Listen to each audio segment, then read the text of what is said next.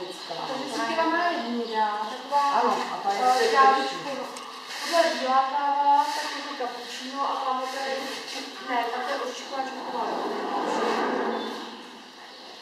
Rothschildová je nejtmavší, síťovaná je prostřední, je dostrojeno africká, za 2 kg mydlin.